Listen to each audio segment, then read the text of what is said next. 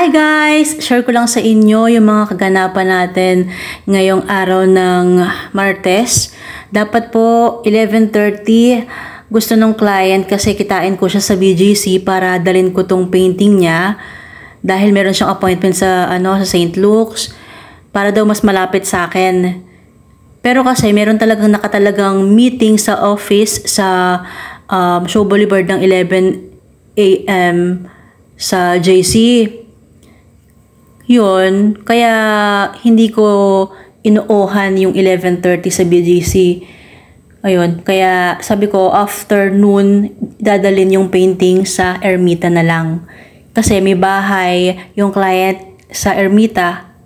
Pero gusto niya talaga, initially talaga sa Iloilo ipapadala. Kaya lang, baka magasgas tong painting na to kapag pinadala ko. Kasi usually pag malalayo at ganitong mga frame, ayun, mahirap kasi magagasgas. Ayan, sobrang bigat guys. Ayun, napagpasyahan ko na isakay ko na lang sa jeep para mas makatipid, ganun. Kasi kung magta-taxi ako from Bikutan to Ermita, baka abutin ako ng almost 500. Pero ang mura lang ng nabayaran ko, 30 pesos, tapos taxi going to Ermita, 130. So, 160 lang. Pero pag uwi, nag-taxi ako din papunta ng Pasay, tapos nag-jeep na lang ulit ako. Ganon. Same lang papunta tsaka pabalik yung ginawa kong pag-commute.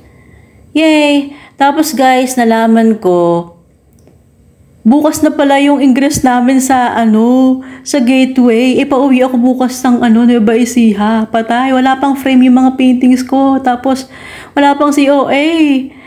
Ayun, nasabihan nga ako ng curator namin sa Madison, Michelle. Lagyan mo na ng COA yung mga paintings mo. Walang mga COA yung paintings mo dito.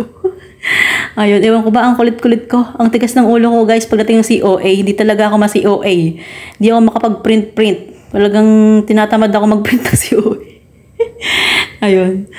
Tapos, iniisip ko paano gagawin ko. Tapos, ingress pa sa Madison. Sabay-sabay. Kung magbabalikan ako bukas, wala pa akong frame, wala pa akong COA. Tapos, nasabihan ko na si Miss Lot, nadadaan ako ng greenhouse. Ayun, ang dami kong, paano ba gagawin ko. Yun, siguro mabilisan lang pag-uwi ko. Tapos, pwede naman ng morning ng 26 hanggang 5 AM lang ang ingress. Yun, kaso, alanganin. Kasi guys, ang 27 pa talaga open sa public yung exhibit. Pero 26 pala, ngayon ko lang nalaman, ngayon ko lang na-confirm na yung mga VIP, pupunta na sila ng 26. Actually guys, hindi pa naisasabit yung mga paintings, meron ng reserved na mga paintings. Ganun kabilis. Kasi nga, maaga kami pinagsasubmit ng mga photos ng mga paintings. Ayun, para sa catalog.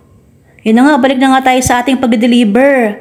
Ito guys, Show Boulevard. Show Boulevard. Roas Boulevard. Aring lugar na to. Ayun. Hindi ko nadaanan yung Golden Empire tsaka Grand Riviera Suites. Sobrang mahal ko tong lugar na to guys. Kasi dito ako nagsasaturate. 2012. Oo. Sa Moldex. Yun yung project ko. The Golden Tower and Grand Riviera Suites doon sa Ermita. Ayan, yan ako umiikot guys. Umiikot ako dyan para mag-saturate. Sobrang love ko talaga yung aking ginagawa, mag-saturate. Puro Arabo guys yung aking tinitripping. Yun, walang bumili sa akin. Walang bumili sa akin guys na sa Moldex, kaya ayun, wala akong benta. At nakarating na nga ako dito sa Astral Tower. Pinaiwanan na lang nung client sa lobby yung painting. Yan, binili na lang sa guard. Yay! Yan. Tapos guys, pag uwi ko, ayan yung Taft Padre Paura guys, tapos corner Taft Avenue. Yan, nagmadali na ako guys, sa Puntang Kapilya, late na ako.